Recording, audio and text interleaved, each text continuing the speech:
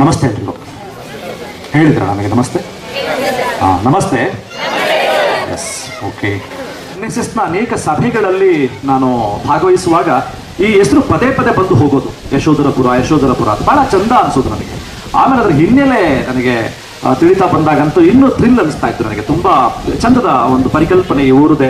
ಅಂದ್ರೆ ಒಂದು ನೆಲೆಯೇ ಇಲ್ಲದಂತಹ ಒಂದು ಜಾಗದಲ್ಲಿ ಒಂದಷ್ಟು ಕುಟುಂಬಗಳಿಗೆ ಒಬ್ಬರು ಮಹಾನ್ ಮೇಧಾವಿ ನಾಯಕರುಗಳು, ತುಂಬಾ ವಿಷನ್ ಇರುವಂತಹ ಒಬ್ಬ ಶ್ರೇಷ್ಠ ನಾಯಕಿ ಓರ್ವರು ಬಂದು ಇಲ್ಲಿ ಒಂದು ನೆಲೆ ಕಲ್ಪಿಸಿಕೊಡ್ತಾರೆ.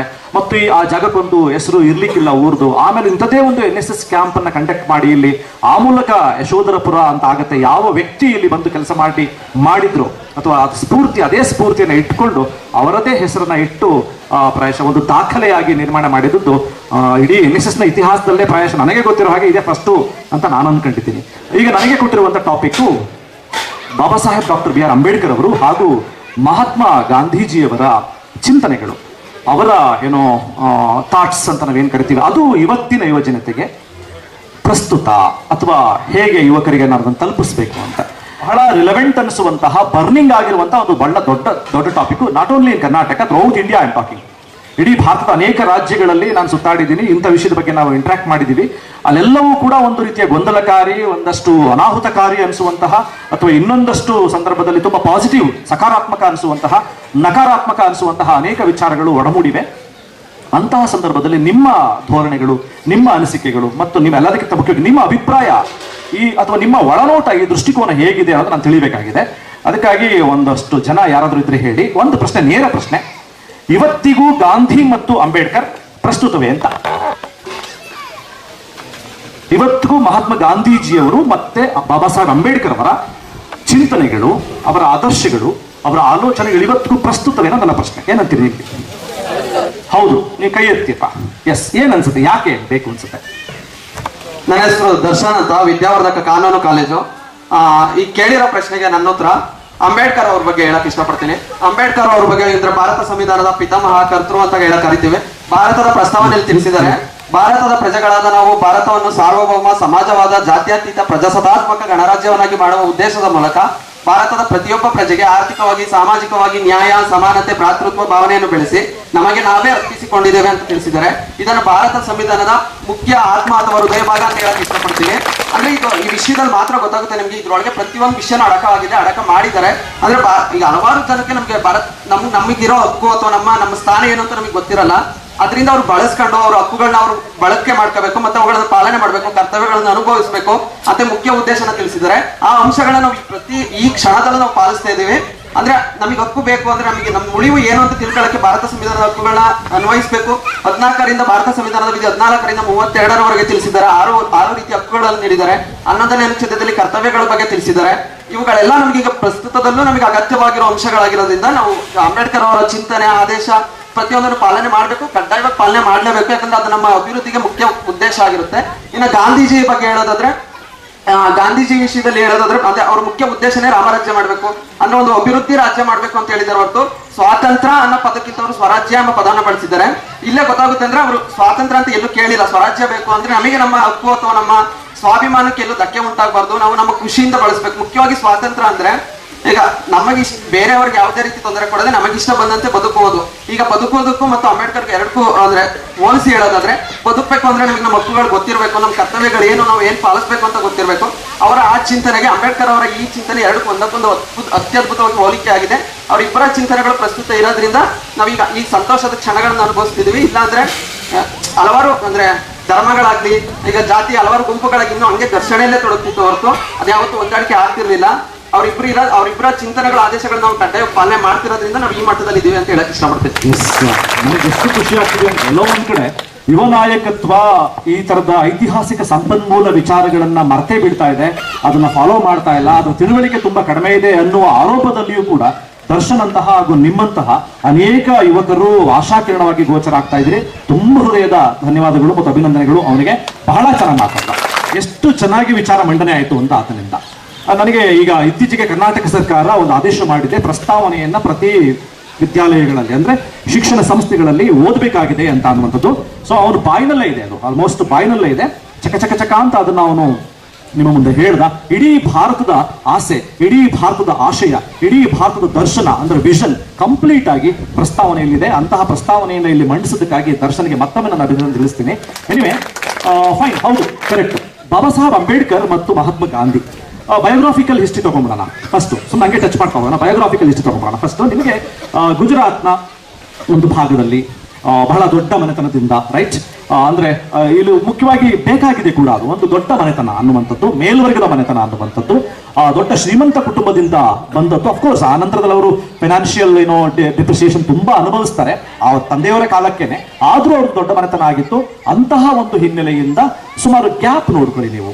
1869 ಮತ್ತು ಅಕ್ಟೋಬರ್ 2ನೇ ತಾರೀಕು. ಸೊ ಅಂತ ಹಿನ್ನೆಲೆಯಿಂದ ಬರ್ತಾರೆ.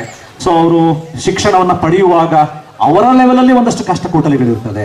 ಸೊ ಈ ಕಡೆ ಬನ್ನಿ, ಅದೇ 1891ನೇ ಇಸ್ವಿ ಏಪ್ರಿಲ್ 14ರಂದು ಅದಕ್ಕೆ ತದ್ವಿರುದ್ಧವಾದ ಒಂದು ನೆಲೆ, ಅಂದ್ರೆ ತೀರಾ ಬಡ ಕುಟುಂಬ ಅನ್ನುವಂತಹ, ಸಾಮಾಜಿಕವಾಗಿ ಅತ್ಯಂತ ಕೆಳಸ್ತರ ಅನ್ನುವಂತಹ ಒಂದು ಕುಟುಂಬದಿಂದ, ಅದು ಅಸ್ಪೃಶ್ಯ ಕುಟುಂಬದಿಂದ ಬಾಬಾ ಸಾಹೇಬ್ ಅಂಬೇಡ್ಕರ್ ಅವರ ಜನನ ಆಗ್ತದೆ. ಸೊ ವ್ಯತ್ಯಾಸಗಳನ್ನ ಗಮನಿಸ್ತಾ ಹೋಗಿ ಅವರ ಬಾಲ್ಯ ಇವರ ಬಾಲ್ಯ ಒಂದು ರೀತಿಯಲ್ಲಿ, ಅವರ ಬಾಲ್ಯವೂ ಕೂಡ ಒಂದು ರೀತಿ ಕಷ್ಟದಲ್ಲೇ ಕಳೆಯುತ್ತೆ. ಆರಂಭದ ದಿನಗಳಲ್ಲಿ ಓಕೆ ಅಂತ ಅನ್ಸಿದ್ರು ಕೂಡ ಆ ನಂತರದಲ್ಲಿ ಅವರು ಕಷ್ಟವನ್ನೇ ಕಳೀತಾ ಹೋಗ್ತಾರೆ. ಹಂಗ್ ನೋಡ್ಲಿಕ್ಕೆ ಹೊರಟ್ರೆ ಅವರು ಸೌತ್ ಆಫ್ರಿಕಾಗೆ ಹೋಗೋದು ಇದೇ ಫೈನಾನ್ಷಿಯಲ್ ಡಿಪ್ರಿಸಿಯೇಷನ್ ಇಂದ, ಅಂದ್ರೆ ಆರ್ಥಿಕ ಮುಗ್ಗಟ್ಟನ ಕಾರಣಕ್ಕಾಗಿ, ಉದ್ಯೋಗದ ಕಾರಣಕ್ಕಾಗಿ ಅವರು ತೆರಳುವಂತದ್ದು. ಸೊ ಇಲ್ಲಿ ಕೂಡ ಅಂಬೇಡ್ಕರ್ ಅವರು ಹಾಗೇನೆ, ಅಂದ್ರೆ ಕಂಪ್ಯಾರಿಟಿವ್ಲಿ ನಾವು ನೋಡಿದಾಗ ಅಂಬೇಡ್ಕರ್ ಅವರ ಒಂದು ಸ್ಥಿತಿ ಏನಿದೆ ಅದು ತುಂಬಾ ದುಸ್ತರ ಅಂತ ಹೇಳ್ಬಹುದು. ಓಕೆ, ದುಸ್ತರ ಅಂತ ಹೇಳ್ಬಹುದು. ನಾನು ಇಲ್ಲಿ 3 ಪ್ರಸಂಗಗಳನ್ನು ನಾನು ನಿಮ್ಮ ಮುಂದೆ ಇಟ್ಬಿಡ್ತೇನೆ. ಒಬ್ಬ ವ್ಯಕ್ತಿ, ಅವ್ರಿಗೆಲ್ರಿಗೂ, ನಮ್ಗೆಲ್ರಿಗೂ ನಿಮಗೆಲ್ರಿಗೂ ಒಂದು ಹುಟ್ಟು, ಒಂದೇ ಹುಟ್ಟು, ಒಂದೇ ದಿನದ ಒಂದೇ ಹುಟ್ಟು, ಅದು ಒಂದೇ ಸಂದರ್ಭದ ಹುಟ್ಟಾಗ್ತದೆ. ಆದ್ರೆ ಮಹಾನ್ ವ್ಯಕ್ತಿಗಳ ಹುಟ್ಟು ಅನೇಕ ಸಾರಿ ಆಗ್ತಿರ್ತದೆ, ಅನೇಕ ಸಾರಿ ಮಹಾನ್ ವ್ಯಕ್ತಿಗಳ ಹುಟ್ಟಾಗ್ತಿರ್ತದೆ. ಆರಂಭದಲ್ಲಿ ಭೌತಿಕವಾಗಿ ಬಯೋಲಾಜಿಕಲ್ ಆಗಿ ಜನನ ಆಗಿದ್ದು ಅಕ್ಟೋಬರ್ 2ನೇ ತಾರೀಕು 1869 ಅಂತ ಅಂದ್ರೂ, ಮಹಾತ್ಮ ಗಾಂಧೀಜಿಯವರ ನಿಜವಾದ ವೈಚಾರಿಕ ನೆಲೆಗಟ್ಟಿನ ಹುಟ್ಟು ಸಾಧ್ಯವಾಗಿದ್ದು ಅವರು ದಕ್ಷಿಣ ಆಫ್ರಿಕಾದಲ್ಲಿ ಮೊಟ್ಟ ಮೊದಲ ಬಾರಿಗೆ ತಾರತಮ್ಯವನ್ನು ಅನುಭವಿಸಿ ರೈಲಿನಿಂದ ಹೊರನೂಕಿಸಿಕೊಂಡ ದಿನ. ಹೊರನೂಕಿ ರೈಲ್ವೆ ಪ್ಲಾಟ್ಫಾರ್ಮ್ ಮೇಲೆ ಬಿದ್ದಂತಹ ಮೋಹನದಾಸ ಕರಮಚಂದ ಗಾಂಧಿ, ಮಹಾತ್ಮ ಗಾಂಧಿ ಅಲ್ಲ ಅವಾಗ, ನಮ್ ಸರ್ ಯಾವಾಗಲೂ ಹೇಳ್ತಿರ್ತಾರೆ, ಅದನ್ನ ಆಮೇಲೆ ಹೇಳ್ತೀನಿ ನಾನು ನಿಮಗೆ. ಸೊ ಮೋಹನದಾಸ ಕರಮಚಂದ ಗಾಂಧಿ ಆ ರೈಲ್ವೆ ಪ್ಲಾಟ್ಫಾರ್ಮ್ ಮೇಲೆ ಬಿದ್ರಲ್ಲ, ತಾರತಮ್ಯವನ್ನು ಅನುಭವಿಸಿ, ಆಗ ಭಾರತದಲ್ಲಿನ ಸಾಮಾಜಿಕ ತಾರತಮ್ಯ, ಆರ್ಥಿಕ ತಾರತಮ್ಯ ಅಥವಾ ಇತರೆ ಲೈಂಗಿಕ ತಾರತಮ್ಯಗಳೆಲ್ಲವೂ ಅರ್ಥ ಆಗಿದ್ದು ಮಹಾತ್ಮ ಗಾಂಧೀಜಿಯವರ ಅಲ್ಲದ, ಆ ಕಾಲಕ್ಕೆ ಅಲ್ಲದ ಮೋಹನದಾಸ ಚಂದ್ರದಿಗೆ ಇದು 2ನೇ ಹುಟ್ಟಾಗಿದೆ. 2ನೇ ಹುಟ್ಟು. ಕೊನೆಯ ಹುಟ್ಟು ಅವ್ರಿಗಾಗಿದ್ದು ಗೂಡ್ಸೆ ಅವರ ಎದೆಗೆ ಗುಂಡಿಟ್ಟಾಗ. ಆದ್ರೆ 3 ಹುಟ್ಟು, ಅದು ಮೊದಲನೇದು ಭೌತಿಕವಾದ ಹುಟ್ಟಾಯ್ತು ಅಷ್ಟೇ, ಅದು ಅಂದ್ರೆ ಬಯೋಲಾಜಿಕಲ್ ಆದಂತಹ, ಜೈವಿಕವಾದಂತಹ ಒಂದು ಜನನ ಆಯ್ತಷ್ಟೇ. ವೈಚಾರಿಕ ಹುಟ್ಟಾಗಿದ್ಯಾ ಅವಾಗ ರೈಲ್ವೆ ಪ್ಲಾಟ್ಫಾರ್ಮ್ ಮೇಲೆ ಬಿದ್ದಾಗ, ರೈಲ್ವೆಯಿಂದ ನೂಕಿಸಿಕೊಂಡಾಗ, ನೀನೊಬ್ಬ ಕರಿಯ, ನೀನು ಬಿಳಿಯನಲ್ಲ, ಈ ಮೊದಲ ದರ್ಜೆಯ ಟ್ರೈನ್ ನಲ್ಲಿ ನೀನು ಪ್ರಯಾಣಿಸಲು ಯೋಗ್ಯನಲ್ಲ ಅಂತ ಹೇಳಿ ಕತ್ತಿಡಿದು ಹೊರನೂಕಿಸಿಕೊಂಡ ದಿನ ಅವರ ವೈಚಾರಿಕ ಪ್ರಜ್ಞೆಯ ಹುಟ್ಟಾಯ್ತು. ಇನ್ನು 1948 ಜನವರಿ 30ನೇ ತಾರೀಕು ಭೌತಿಕವಾಗಿ ಅವರ ಪ್ರಾಣ ಹೋಯಿತು. ಆದ್ರೆ ನಿಜವಾದ ಗಾಂಧಿ ಹುಟ್ಟುಕೊಂಡಿದ್ದೆ ಅವಾಗ. ಆಗ ಅಲ್ಲಿಯವರೆಗೆ 1869ರಿಂದ 1948ರವರೆಗಿನ ಗಾಂಧಿ ಭೌತಿಕವಾಗಿ ಇದ್ದಾಗ ಏನೆಲ್ಲ ಕೆಲಸಗಳಾಗಿತ್ತೋ ಅದರ 10 ಪಟ್ಟು, 100 ಪಟ್ಟು, 1000 ಪಟ್ಟು ಗಾಂಧಿ ಎನ್ನುವ ಹೆಸರಲ್ಲಾಗಿದ್ದು ಬಹಳ ದೊಡ್ಡದು. ಅಲ್ಲಿಯವರೆಗೆ ಜಸ್ಟ್ ಬಯೋಲಾಜಿಕಲ್ ಆದಂತಹ ಕೆಲಸ, ಭೌತಿಕವಾಗಿ ಆಗಿದ್ದಂತಹ ಕೆಲಸ, ಕಣ್ಣಿಗೆ ಕಾಣುವಂತಹ ಕೆಲಸ. ಆದ್ರೆ ಮನಸ್ಸುಗಳನ್ನ ನಾಟಿದ್ದು, ಓಕೆ, ಒಳ ಮನಸ್ಸುಗಳಿಗೆ ತೂರಿದ್ದು ನಿಜವಾಗ್ಲೂ ಭಾರತದಾದ್ಯಂತ ಮಾತ್ರವಲ್ಲದೆ ಎಲ್ಲಾ ಖಂಡಗಳ, ಬಹುತೇಕ ಎಲ್ಲಾ ರಾಷ್ಟ್ರಗಳ ಅನೇಕ ಯುವ ಜನತೆಯ ಒಡಲಿಗೆ ಹೋಗಿ ಬಿದ್ದದ್ದು ಅವರ ಥಾಟ್ಸು 48ರ ನಂತರವೇ. ಹಾಗೆ ಅಂಬೇಡ್ಕರ್ ವಿಷಯದಲ್ಲೂ ಕೂಡ 14 ಏಪ್ರಿಲ್ 1891 ಭೌತಿಕವಾದ ಬಯೋಲಾಜಿಕಲ್ ಆದಂತಹ ಹುಟ್ಟುಗಳು ಹುಟ್ಟಾದ್ರೆ ಅನೇಕ ಹುಟ್ಟುಗಳು ಅಂಬೇಡ್ಕರ್ಗೂ ಆಯ್ತದೆ. ಚೌಡರ್ ಕೆರೆ, ಅಫ್ಕೋರ್ಸ್ ಅದು ಬೇಡ, ಅದಕ್ಕಿಂತ ಹಿಂದೆ ಶಾಲೆಗಳಲ್ಲಿ ಅವರನ್ನ ಮುಟ್ಟಿಸ್ಕೊಳ್ಳಕ್ ಆಗದೇನೆ, ಯಾರು ಮುಟ್ಟಿಸ್ಕೊಳ್ದೇನೆ, ಒಂದು ಕೋಣೆಯ ಬಾಗಿಲ ಬಳಿ ಇರುವಂತಹ ಗೋಣಿ ಚೀಲದ ಮೇಲೆ ಕೂರಿಸುವಂತಹ ಪ್ರಸಂಗ, ಅವ್ರಿಗೆಲ್ರಿಗೂ ಬೆಂಚಿದ್ದಾಗ ಅವತ್ತು ಪ್ರಾಯಶಃ ಮತ್ತೊಮ್ಮೆ ಯಾರೋ ಭೀಮರಾವ್ ರಾಮ್ಜಿ ಅಂಬೇಡ್ಕರ್ಗೆ ಹುಟ್ಟಾಗಿದೆ ಅಂತ ಅನ್ಸುವಂಥದ್ದು. ಎಲ್ಫಿನ್ಸ್ಟೋನ್ ಕಾಲೇಜು ಅಥವಾ ಇನ್ನಿತರ ಕಾಲೇಜುಗಳಲ್ಲಿ ಹೊರನೂಕಿಸಿಕೊಂಡಿರಬಹುದು, ಅಥವಾ ಬರೋಡದ ಮಹಾರಾಜರು ಅವರ ಸಹಾಯವನ್ನ ಪಡೆದು, ಅವರ ಸಹಕಾರವನ್ನ ಪಡೆದು, ಅವರ ಸ್ಕಾಲರ್ಶಿಪ್ ಅನ್ನ ಪಡೆದು ವಿದೇಶದಲ್ಲಿ ಅಧ್ಯಯನ ಮಾಡ್ಕೊಂಡು ವಾಪಸ್ ಬಂದಾಗ ಒಂದು ICS ಅಂದ್ರೆ ದೊಡ್ಡ ಮಟ್ಟದ ಉದ್ಯೋಗವನ್ನ ಪಡೆದಾಗ್ಲೂ ಕೂಡ ಯಕಶ್ಚಿತ್ತು ಅಂದ್ರೆ ಸಣ್ಣ ಪುಟ್ಟ ನೌಕರರಿಂದ ಅವಮಾನಕ್ಕೊಳಗಾದ್ರಲ್ಲ, ಆಗ್ಲೂ ಅಂಬೇಡ್ಕರ್ ಹುಡ್ತಾ ಹೋಗ್ತಾರೆ. ಆಮೇಲೆ ಅಸ್ಪೃಶ್ಯತೆಯನ್ನು ಹೋಗಲಾಡಿಸ್ಲಿಕ್ಕೆ ಅಂತ ಹೇಳಿ ಒಂದು ಕೆರೆಯ ನೀರನ್ನ, ಚೌಡರ್ ಕೆರೆಯ ನೀರನ್ನ ಮುಟ್ಟಕ್ಕೆ ಅಂತ ಹೋದಾಗ ಅಲ್ಲಾದಂತಹ ಕೋಲಾಹಲ, ಅಲ್ಲಾದಂತಹ ಬದಲಾವಣೆಗಳು ಅನೇಕ ಸಂದರ್ಭದಲ್ಲಿ ಅವರು ಹುಟ್ಟಾಗ್ತದೆ. ಮತ್ತು ಗೋರೆಗಾವ್ಗೆ ಹೋಗೋ ಸಂದರ್ಭದಲ್ಲಿ, ಗೋರೆಗಾವ್ಗೆ ಆ ಪ್ರಸಂಗ ಎಲ್ರಿಗೂ ಗೊತ್ತಿದೆ ನಿಮಗೆ. ಅವರ ತಂದೆಯವರು ಇರ್ತಾರೆ ಗೋರೆಗಾವ್ನಲ್ಲಿ, ಅವರೊಂದು ಪತ್ರ ಬರೀತಾರೆ, ನೀವು ಬನ್ನಿ ಅಂತ ಹೇಳಿ. ಭೀಮರಾವ್ ಮತ್ತು ಅವರ ಅಣ್ಣ ಇಬ್ರು ಕೂಡ ಟ್ರೈನಲ್ಲಿ ಹೊರಡ್ತಾರೆ. ಸೊ ಒಂದು ಗಾಡಿ ಬೇಕಾಗಿರುತ್ತೆ ಅವರಿಗೆ. ಆ ಗಾಡಿಲಿ ಹೋಗುವಾಗ ಅವನು ಡ್ರೈವರ್ ಒಪ್ಪೋದಿಲ್ಲ, ಗಾಡಿಯ ಕಾರ್ಟ್ ಮ್ಯಾನ್ ಒಪ್ಪೋದಿಲ್ಲ, ನಾನು ಕೂರ್ಸ್ಕೊಂಡು ಹೋಗಕ್ಕಾಗಲ್ಲ ನಿಮ್ಮನ್ನ ಅಂತ. ಅದ್ರ ಒಂದು ಕಂಡೀಷನ್ ಆಗ್ತಾನೆ ಅವನು, ನೀವು ಕುಂತ್ಕೊಳ್ಳಿ, ನಾನು ನಡ್ಕೊಂಡ್ ಬರ್ತೀನಿ ಅಂತ. ಸರ್ ನೀವು ಯೋಚನೆ ಮಾಡಿ, ನಿಮ್ಮನ್ನ ಮುಟ್ಟಿಸ್ಕೊಳ್ಳದೆ ಇರುವಂತ ಒಂದು ಪರಿಸ್ಥಿತಿ ಸುಮ್ಮನೆ ಹಂಗೆ ಊಹೆ ಮಾಡಿಕೊಳ್ಳಿ. ಓಕೆ, ನೀವು ಕೂತ್ಕೊಳ್ಳಿ ಗಾಡಿ ಮೇಲೆ, ನೀವೇ ಗಾಡಿ ಓಡಿಸ್, ನಾನು ಹಿಂದೆ ನಡ್ಕೊಂಡ್ ಬರ್ತೀನಿ ಅಂತ, ಆಮೇಲೆ ಬೇಕಾದ್ರೆ ಶುದ್ಧಿ ಮಾಡ್ಕೋತೀನಿ, ಆ ಗಾಡಿನ ನಾನು ಶುದ್ಧಿ ಮಾಡ್ಕೋತೀನಿ ಅಂತ ಹೇಳ್ತಾನೆ. ಸೊ ಈ ಹುಡುಗರು ಹೆಂಗ್ ಹೋಗಿ ತಲುಪ್ತಾರೆ, ಅದು ತುಂಬಾ ಹೀನಾಯವಾದಂತ ಪ್ರಸಂಗ. ಅದು ಅವರು ವೇಟಿಂಗ್ ಫಾರ್ ವೀಸಾ ಅನ್ನೋ ಒಂದು ತಮ್ಮ ಪುಸ್ತಕದಲ್ಲಿ ಇದನ್ನು ಬರ್ಕೋತಾರೆ ಅವರು, ವೇಟಿಂಗ್ ಫಾರ್ ವೀಸಾ ಅಂತ ಪುಸ್ತಕ. ಓಕೆ, ಅದರಲ್ಲಿ ಗೋರೆಗಾಂವ್ ಒಂದು ಜರ್ನಿ ತುಂಬಾ ವಿಶುದ್ಧವಾಗಿ ಬರ್ಕತಾ ಹೋಗ್ತಾರೆ, ನೋವಿನಿಂದ ಬರ್ಕತಾ ಹೋಗ್ತಾರೆ. ಸೊ ಹಿಂಗೆ ಅನೇಕ ಹುಟ್ಟುಗಳು ಇವ್ರಿಗೆ ಆಗ್ತದೆ. ಅಂತಿಮವಾಗಿ ಅವ್ರ ಹುಟ್ಟು ಯಾವಾಗ ಆಗ್ತದೆ ಅಂದ್ರೆ ಡಿಸೆಂಬರ್ 6, 1956. ಅಂದ್ರೆ ಗಾಂಧಿ ಮತ್ತು ಅಂಬೇಡ್ಕರ್ ಭೌತಿಕವಾಗಿ ಬದುಕಿದ್ದ ದಿನಗಳಿಗಿಂತ ಭೌತಿಕವಾಗಿ ಇಲ್ಲವಾದ ದಿನಗಳಲ್ಲೇ ಹೆಚ್ಚೆಚ್ಚು ಹೆಚ್ಚೆಚ್ಚು ಹೆಚ್ಚೆಚ್ಚು ಪ್ರಸ್ತುತವಾಗಿ ಹೋಗ್ತಾರೆ. ನೀವು ಗಮನಿಸಬಹುದು, ಒಂದು ವ್ಯಕ್ತಿಯ ಸಾವು ಅಂತ ಅಂದ್ರೆ ಭೌತಿಕವಾದ ಸಾವು ಮಾತ್ರ ಆಗೋಗುತ್ತೆ ಅಂತ ಅವ್ರದ್ದೆಲ್ಲ, ಆದ್ರೆ ಅವರ ಥಾಟ್ಸ್ ಇದೆಲ್ಲ ಜನನ ಆಗ್ತಾವೆಲ್ಲ, ಎಮರ್ಜ್ ಆಗ್ತಾ ಹೋಗ್ತವೆ. ಅದು ಮನಸ್ಸಿನಿಂದ ಮನಸ್ಸುಗಳಿಗೆ ಇನ್ಫೆಕ್ಟ್ ಆಗ್ತಾ ಹೋಗ್ತದೆ. ಇನ್ಫೆಕ್ಟ್ ಅಂತ ಕೆಟ್ಟ ಪದ, ಆದ್ರೆ ಹರಡ್ಕೊತಾ ಹೋಗ್ತದೆ. ಅದೊಂದು ದೊಡ್ಡ ಸಾಂಕ್ರಾಮಿಕವಾಗಿ ಹರಡ್ಕೊತಾ ಹೋಗ್ತದೆ. ಅಂತಹ ಸಾಂಕ್ರಾಮಿಕವೇ ನಮಗೆ ಬೇಕಾಗಿರೋದು ಇಂಥದ್ದು. ಈ ದಿನಮಾನಗಳಲ್ಲಿ ಅಂತಹ ಸಾಂಕ್ರಾಮಿಕವೇ ನಮಗೂ ಬೇಕಾಗಿರುವಂಥದ್ದು. ನಾನು ಆಗಲೇ ಪ್ರಶ್ನೆ ಕೇಳಿದ್ದು ಈ ಮಾತು, ಆ ಮಾತನ್ನು ಇಟ್ಕೊಂಡು ನಾನು ಇಷ್ಟು ಮಾತಾಡಿದೆ. ಇನ್ನೊಂದು ಪ್ರಶ್ನೆ ಕೇಳ್ತೀನಿ ಇವಾಗ. ಇವತ್ತಿನ ದಿನಮಾನದ ವಿದ್ಯಮಾನಕ್ಕೆ ಮಹಾತ್ಮ ಗಾಂಧೀಜಿಯವರ ಪ್ರತಿಕ್ರಿಯೆ ಏನಾಗಿತ್ತು? ಅವರ ಇನ್ಸೈಟ್ ಒಳಗಡೆ ಹೋಗಿ ಯಾರಾದ್ರೂ ನಿಂತ್ಕೊಂಡು ಮಾತಾಡಿದ್ರೆ ಮಾತಾಡಿ. What would be the response from Mahatma Gandhi for today's affair? ಇವತ್ತಿನ ವಿದ್ಯಮಾನಕ್ಕೆ ಏನ್ ಅನ್ಸುತ್ತೆ ನಿಮಗೆ? ಏನ್ ತಪ್ಪು ಒಪ್ಪುಗಳ ಬಗ್ಗೆ ಯೋಚನೆ ಮಾಡಿ, ನನಗೆ ಬೇಕಾಗಿರೋದು ಮಾತುಗಾರರು ಇಲ್ಲಿ ಒಂದಿಷ್ಟು ಒಂದಿಡೀ ಪಕ್ಷದ, ರಾಷ್ಟ್ರೀಯ ಅನ್ಸುವಂತ ಪಕ್ಷದ ಅರ್ಧಕ್ಕರ್ಧ ಜನ MLA ರಾತ್ರೋರಾತ್ರಿ ಹೋಗಿ ಒಂದು ಆಡಳಿತ ಪಕ್ಷವನ್ನ ಸೇರ್ಕೋತಾರೆ ತಕ್ಕಂತ. ಓಕೆ, ಅದನ್ನ ಗಮನಿಸ್ತಾ ಇದ್ದೀವಿ ನೀವು. ಅಂತಹ ಒಂದು ರೆಸ್ಪಾನ್ಸ್ಗೆ ಇನ್ನೆಲ್ಲೋ ಅಲ್ಲಿ ಏನೋ ಈಸ್ಟರ್ನ್ ಕಂಟ್ರಿಗಳ ಸ್ಟೇಟ್ಗಳಲ್ಲಿ, ಓಕೆ, ಸೊ ಅಲ್ಲೇನಾಗ್ತಾ ಇದೆ ಅಂತ, ಅಲ್ಲಿ ಆಗ್ತಿರುವಂತ ದೊಡ್ಡ ಗಲಭೆಗೆ ಮಹಾತ್ಮ ಗಾಂಧಿಯವರ ಪ್ರತಿಕ್ರಿಯೆ ಏನಾಗಿರ್ತಿತ್ತು ಪ್ರಾಯಶಃ ಅಂತ. ಮಳೆ ಬಂದಿಲ್ಲ ಇನ್ನ, ಇವತ್ತಿಗೂ ಇನ್ನೂ ಮಳೆ ಕಾಣಿಸ್ಕೊಂಡೇ ಇಲ್ಲ ನಮಗೆ. ಮುಂಗಾರು ಇಷ್ಟಕ್ಕಾಗಲೇ 1 ತಿಂಗಳು ಆಗ್ಬೇಕಾಗಿತ್ತು. ಯಾಕೆ ಹಿಂಗ ಆಗ್ತಿದೆ, ಹವಾಮಾನದಲ್ಲಿ ಏನಾಗ್ತಾ ಇದೆ ತಲ್ಲಣ, ಇಂತಹ ವಿಚಾರಗಳಿಗೆ ಗಾಂಧಿಯವರ ಪ್ರತಿಕ್ರಿಯೆ ಏನಾಗ್ತಿತ್ತು ಅಂತ ನಾನು ಕೇಳ್ತಿರೋದಷ್ಟೇ. ನನ್ನ ಪ್ರಶ್ನೆ ಈಗ ಅರ್ಥ ಆಗಿದೆಯಲ್ಲ ನಿಮಗೆ? Social aspect, economical aspect, that is ಯಾವುದು ಎನ್ವಿರಾನ್ಮೆಂಟಲ್ ಆಸ್ಪೆಕ್ಟ್ ಮತ್ತು ಪೊಲಿಟಿಕಲ್ ಆಸ್ಪೆಕ್ಟ್, ಇಂತಹ ಎಸ್ಪೆಷಲಿ ಬಹಳ ದೊಡ್ಡದು ರಿಲಿಜಿಯಸ್ ಆಸ್ಪೆಕ್ಟ್ಗಳಿಗೆ, ಇಂಥ ಪ್ರಸಂಗಗಳಿಗೆ ಗಾಂಧಿಯವರ ಪ್ರತಿಕ್ರಿಯೆ ಏನಾಗಿರ್ತಿತ್ತು? ಪ್ರೊಟೆಸ್ಟ್ ಮಾಡ್ತಿದ್ರು, ಮತ್ತೆ ಬಂಡವಾಳಶಾಹಿಗಳ ವಿರುದ್ಧ ಹೋರಾಡ್ತಿದ್ರು ಅಂತ ಅನ್ಕೊಳ್ತೇನೆ. ಅಲ್ಲೇ ತಗೊಂಡ್ಬಿಡ ನಂಗೆ, ಬಂಡವಾಳಶಾಹಿಗಳ ವಿರುದ್ಧ ಹೋರಾಟ ನಡೆಸ್ತಾ ಇದ್ರು ಅಂತ ಬಹಳ ಚೆನ್ನಾಗಿರುತ್ತೆ. ಚಂದನ್ ಅಂತ ಓಕೆ, ಬಂಡವಾಳಶಾಹಿಗಳ ವಿರುದ್ಧ ಹೋರಾಟ ಮಾಡ್ತಿದ್ರು ಅಂತ ಹೇಳ್ತಾ, ಬಂಡವಾಳಶಾಹಿಗಳ ವಿರುದ್ಧದ ಹೋರಾಟ ಈಗಲೂ ಅವಶ್ಯಕತೆ ಇದೆಯಾ ಅಂತ ಅಲ್ಲಿಗೆ ಯೋಚನೆ ಮಾಡಿ. ಗಾಂಧಿಯನ್ ಪರ್ಸ್ಪೆಕ್ಟಿವ್ ನಲ್ಲಿ, ಅಂಬೇಡ್ಕರೈಟ್ ಪರ್ಸ್ಪೆಕ್ಟಿವ್ ನಲ್ಲಿ ಬಂಡವಾಳಶಾಹಿಗಳ ವಿರುದ್ಧ ಅವತ್ತಿಗೆ ಮಾರ್ಕ್ಸ್ ಕಾಲದಲ್ಲಿ ನಡೀತಿದ್ದು, ಕರೆಕ್ಟ್? ಮಾರ್ಕ್ಸ್ ಕಾಲದಲ್ಲಿ ನಡೀತು.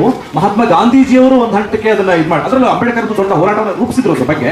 ಇವತ್ತು ಅವ್ರು ಹೇಳ್ತಾರೆ, ಸುಮ್ಮನೆ ಚಿಂತೆ ಮಾಡಿ ಅದನ್ನ ಆಮೇಲೆ ಮಾತಾಡೋದು. ಎಸ್ ಹೇಳ್ತಾರೆ. ಬಡತನ ಕಮ್ಮಿ ಇದ್ದು ಅನ್ಕೊಳ್ತೀವಿ. ಮಹಾತ್ಮ ಗಾಂಧೀಜಿಯವರು ಇದ್ದಿದ್ರೆ ಈಗ ಬಡತನ ಕಡಿಮೆ ಆಗ್ತಿತ್ತು. ಹೆಂಗೆ ಆಗ್ತಿತ್ತು ಅಂತ, ಅವ್ರದೆಲ್ಲವೂ ಸಣ್ಣ ಗುಡಿ ಕೈಗಾರಿಕೆಗಳಿತ್ತು, ಗ್ರಾಮ ಸ್ವರಾಜ್ಯದ ಪರಿಕಲ್ಪನೆ ಇತ್ತು, ಗ್ರಾಮಗಳಿಗೆ ಸ್ವತಂತ್ರವನ್ನು ಕೊಡೋದು ಅಂತ ಇತ್ತು. ಆಯಾ ಗ್ರಾಮಗಳ ಅವಶ್ಯಕತೆಗಳನ್ನ ಅದದೇ ಗ್ರಾಮಗಳು ಪೂರೈಸಿಕೊಳ್ಬೇಕನ್ನೋ ನಾನು ಗಮನಿಸ್ತಾ. ನಾನು ನೇರ ಬರ್ತಾನೆ ವಿಷಯಕ್ಕೆ. ನೀವೆಲ್ಲ ದೊಡ್ಡವರು ಇದ್ದೀರಿ ಅಂತ ಹೇಳಿ ನಾನು ತುಂಬಾ ಇಂಟೆಲೆಕ್ಚುಯಲ್ ಮಾತಾಡ್ತಿದ್ದೀನಿ, ನಾನು ಕೆಳಗೆ ಮಾತಾಡ್ತಾ ಇಲ್ಲ, ನಾನು ಗಮನಿಸ್ತಾ ಇದ್ದೀನಲ್ವಾ? ಸೊ ಇದು ಗಾಂಧೀಜಿಯವರ ಪರ್ಸ್ಪೆಕ್ಟಿವ್ ಆಗಿತ್ತು. ಇದರಿಂದ ಬಡತನ ನಿರ್ಮೂಲನೆ ಆಗ್ತಿತ್ತ? ನೀವು ಹೇಳಿ. ಅವ್ನು ಹೇಳ್ತಿದ್ದಾನೆ ಜೋರಾಗಿ, ಬಡತನ ನಿರ್ಮೂಲನೆ ಆಗ್ತಿತ್ತು ಅಂತ ಹೇಳ್ತಿದ್ದಾನೆ. ನಾನು ಈಗಲೂ ಒಂದು ಕುಟುಂಬ ಭೇಟಿ ಮಾಡಿ ಬಂದಲ್ಲ, ಪ್ರಾಯಶಃ ಎಷ್ಟು ಮನೆ ಉಳ್ಕೊಂಡು 15-20 ಮನೆ ಉಳ್ಕೊಂಡಿದ್ದಾರೆ ಅನ್ಸುತ್ತೆ ಮೂಲ ನೆಲೆಯಲ್ಲಿ ಇದ್ದಂಥವುಗಳು. ಆ ಮನೆಗಳಿಗೆ ಹೋದಾಗೆಲ್ಲ ಪ್ರಾಯಶಃ ಇಂಥದ್ದೇ ಅಭಿಪ್ರಾಯಗಳು ಬರ್ತವೆ ಅಂತ ನನ್ನ ಅಭಿಪ್ರಾಯ ಕೂಡ. ಕರೆಕ್ಟ್? ಓಕೆ, ಹೆಂಗೆ ಹೋಗ್ತಿತ್ತು ಬಡತನ? ನೀವು ಹೇಳಿಲ್ಲ, ಅವನೇ ಹೇಳ್ತಾ. Yes, good. ಗಾಂಧೀಜಿಯವರ ಪರ್ಸ್ಪೆಕ್ಟಿವ್ ಸರ್, ಏನಂದ್ರೆ ಗಾಂಧೀಜಿಯವರು ಸ್ವರಾಜ್ಯ ಕನಸನ್ನ ಕಂಡಿದ್ರು. ಅದೇ ಗ್ರಾಮಗಳು ಅವರು ಬೇಕಾದಂತಹ ಉಪಯುಕ್ತ ವಸ್ತುಗಳನ್ನ ಉತ್ಪತ್ತಿ ಮಾಡಿ ಅವರನ್ನೇ ಬಳಸುವಂತ ರೀತಿ ಇತ್ತು. ಅದರಿಂದ ಯಾವುದೇ ರೀತಿ MNC ಕಂಪನಿಗಳು ನಮ್ಮ ದೇಶದೊಳಗಡೆ ಹೆಚ್ಚಾಗ್ತಿರ್ಲಿಲ್ಲ. ಇದರಿಂದ ಬಂಡವಾಳ ಯಾರೂ ಇರ್ತಾ ಇರಲಿಲ್ಲ. ಆದ್ರಿಂದ ನಮ್ಮ ಬಡತನ ನಿರ್ಮೂಲನೆ ಆಗ್ತಾ ಇತ್ತು. ಸೊ ಒಳ್ಳೆ ಅಭಿಪ್ರಾಯ ಕರೆಕ್ಟ್ ಆಗಿದೆ ಅದು. ಈಗ ಪ್ರತಿ ಗ್ರಾಮಗಳು ಸ್ವರಾಜ್ಯಗೊಂಡರೆ, ಪ್ರತಿ ಗ್ರಾಮಗಳು ಕೂಡ ಸ್ವತಂತ್ರವಾದರೆ, ಸ್ವಾವಲಂಬಿಯಾದರೆ, ಸೊ ಇನ್ಯಾರೋ ದೂರದಿಂದ ಬಂದು MNC ಅಂತ ಕಂಪನಿಗಳು ನಮ್ಮಂತ ದೇಶದಲ್ಲಿ ಬಂದು ಬಂಡವಾಳ ಹೂಡಿ ಇಲ್ಲೊಂದು ಬಿಗ್ ಇಂಡಸ್ಟ್ರಿಯನ್ನ ಮಾಡಿ ಇಲ್ಲಿನ ಏನೋ ವೆದರ್ ಮೇಲೆ ಎನ್ವಿರಾನ್ಮೆಂಟಲ್ ಆಸ್ಪೆಕ್ಟ್ ಮೇಲೆ ಅತ್ಯಾಚಾರವನ್ನ ಮಾಡ್ತಾ, ಇಲ್ಲಿನ ಎಲ್ಲವನ್ನೂ ಹಾಳು ಮಾಡ್ತಾ, ಸಂಸ್ಕೃತಿ ಮತ್ತೊಂದು ಎಲ್ಲವನ್ನೂ ಹಾಳು ಮಾಡ್ತಾ, ಬಡತನವನ್ನ ಮತ್ತಷ್ಟು ಬಡವರನ್ನಾಗಿಸುವ, ಶ್ರೀಮಂತರನ್ನು ಮತ್ತಷ್ಟು ಶ್ರೀಮಂತರನ್ನಾಗಿಸುವ ನೆಲೆ ಪ್ರಾಯಶಃ ಕಡಿಮೆ ಆಗ್ತಿತ್ತು ಈ ಹುಡುಗನ ಪ್ರಕಾರ. ಒಪ್ತೀರಾ? ಅಲ್ಲ, ಇಲ್ಲೂ ಒಪ್ತೀರಿ ನೀವು? ಮತ್ತೆ ಸ್ಕ್ರೀನ್ ಅಡಿಕ್ಟ್ ಆದಾಗ ಇವೆಲ್ಲ ಬರೋಲ್ಲ ಮತ್ತೆ ನಮಗೆ. ಅದು ತಗೊಂಡ್ಬಿಡೋಣ. ಈಗ ನಾನೀಗ ಕೊನೆ ನಂದು ಎಲ್ಲರ ಹತ್ರ ಮೊಬೈಲ್ ಇದೆಯಲ್ಲ ಈಗ, ಆಮೇಲೆ ಸಣ್ಣದೊಂದು ವರ್ಕ್ಶಾಪ್ ಮಾಡ್ತೀನಿ ನಿಮಗೆ ಮೊಬೈಲ್ ಇಡಿಸ್ಕೊಂಡು. ಓಕೆ, ಮುಂದುವರ್ಸ್ತೀನಿ. ಸರ್ 1991 ಕೈಗಾರಿಕಾ ನೀತಿ ತಂದ್ರು. ಓಕೆ, ಗಾಂಧೀಜಿ ಅವರ ತತ್ವಕ್ಕೆ ಮತ್ತು ಅಂಬೇಡ್ಕರ್ ಅವರ ತತ್ವಕ್ಕೆ ಅದು ಭಾಗಶಃ ವಿರೋಧವಾಗಿತ್ತು. ಅದು ಭಾಗಶಃ ವಿರೋಧವಾಗಿತ್ತು, ಬಹುತೇಕ ವಿರೋಧವಾಗಿತ್ತು. ಓಕೆ ಸರ್, ಅದು ಗಾಂಧೀಜಿ ಮತ್ತು ಈಗ ನಾನು ಹೇಳ್ತೀನಪ್ಪ ನಿಮ್ಗೆ, ಆಯ್ತು. ಈಗ ನಾವೆಲ್ಲರೂ ಗ್ರಾಮ ಸ್ವರಾಜ್ಯನೇ ಬೇಕು, ಗ್ರಾಮೀಣ ಅಭಿವೃದ್ಧಿಗೆ ಗ್ರಾಮ ಏನೋ ಕೈಗಾರಿಕೆಗಳೇ ಬೇಕು, ಸಣ್ಣ ಕೈಗಾರಿಕೆ, ಗುಡಿ ಕೈಗಾರಿಕೆಗಳು ಬೇಕು ಅಂತ ಅನ್ಬಿಡೋದಾದ್ರೆ, ಭಾರತ ಅಂತಾರಾಷ್ಟ್ರೀಯ ಮಟ್ಟದಲ್ಲಿ ಸ್ಥಾನ ಏನಾಗಿತ್ತು ಅಂತ ನನ್ನ ಪ್ರಶ್ನೆ ಮತ್ತೊಂದಿದೆ. ಗಾಂಧಿಯಲ್ಲಿ ವಿಷಯಕ್ಕೆ ಹೋಗ್ಬಿಡೋದಾದ್ರೆ, ಗಾಂಧಿಯ ರೀತಿಯಲ್ಲಿ ನಾವು ಪ್ರತಿಕ್ರಿಯೆ ಕೊಡೋದಾದ್ರೆ, ಈಗ ನಮಗೆ ನಾವೆಲ್ಲರೂ ಹೊಡೆದಾಡ್ತಿರೋದು ಏನಕ್ಕೆ ಹೇಳಿ? ಈಗ ಇಮೇಜ್ಗಾಗಿ ನಮ್ಮ ಅಂತಾರಾಷ್ಟ್ರೀಯ ಮಟ್ಟದಲ್ಲಿ ಭಾರತದ ಇಮೇಜ್ ಏನು ಅನ್ನೋದು ಅದು ಮುಖ್ಯ ಆಗೋಗೋದೇ ಇವತ್ತು ನಮಗೆ. ಎಲ್ಲ ಎಡವಟ್ ಆಗ್ತಿತ್ತಲ್ವ, ಗಾಂಧಿ ಇಮೇಜ್ನ ಇಟ್ಕೊಂಡು ಹೋಗಿದ್ರೆ ನಾವು. ನಿಮ್ಗೆ ಅನ್ಸುತ್ತಾ ಹಂಗಂತೇನಾರ? ಅನ್ಸುತ್ತಾ? ಇಲ್ಲ, ಹಂಗಾಗ್ತಿರ್ಲಿಲ್ಲ. ಇಂಥದ್ದೇ ಸಣ್ಣ ಸಣ್ಣ ಕೈಗಾರಿಕೆಗಳನ್ನ ಇಟ್ಕೊಂಡು, ಇಂಥದ್ದೇ ಆರ್ಗ್ಯಾನಿಕ್ ಫಾರ್ಮಿಂಗ್ ಅನ್ನ ಇಟ್ಕೊಂಡು, ಇಂಥದ್ದೇ ಸಣ್ಣ ಪುಟ್ಟ ಸಂಸ್ಕೃತಿಯನ್ನ ಇಟ್ಕೊಂಡು ಬೆಳೆದಿರುವಂತ ಮಹಾನ್ ದೇಶ ಜಪಾನ್. ಆ ಮೂಲಕವೇ ಅವರ ಸಾಮಾನ್ಯ ಮೂಲ ನೆಲೆಯಿಂದನೇ ಅವರು ದೊಡ್ಡ ಆಧುನಿಕತೆಯನ್ನು ಪಡ್ಕೊಂಡಂತವ್ರು ಅವರು. ನಾವೆಲ್ಲರೂ ಕೋವಿಡ್ ಬಂದ ಮೇಲೆ ನಾವು ಮಾಸ್ಕ್ ಹಾಕೋಕ್ ಶುರು ಮಾಡಿದ್ವಿ.